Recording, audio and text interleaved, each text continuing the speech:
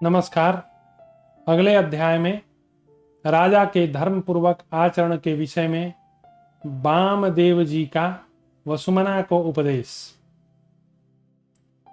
युधिष्ठिर का प्रश्न है, पितामह, धर्मराज, धर्मात्मा, राजा यदि धर्म में स्थित रहना चाहे तो उसे किस प्रकार बर्ताव करना चाहिए।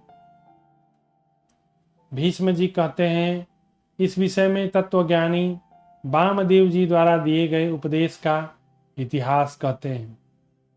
वसुमना नामक एक प्रसिद्ध राजा थे। ज्ञानवान, धैर्यवान, पवित्र आचरण वाले थे।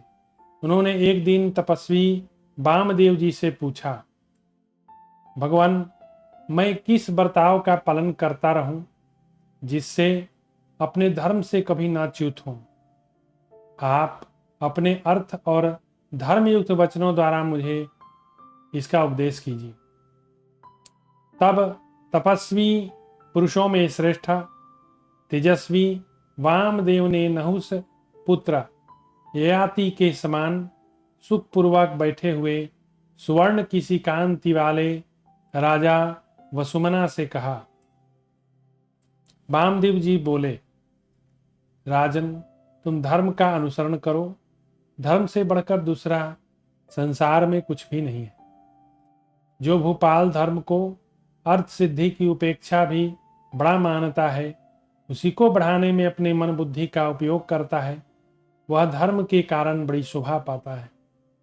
इसके विपरीत जो राजा धर्म की दृष्टि रखकर बलपूर्वक प्रवृत्त होता है, उसे धर्म अर्थ दोनों पुरुषार्थ छोड़कर चल देते हैं।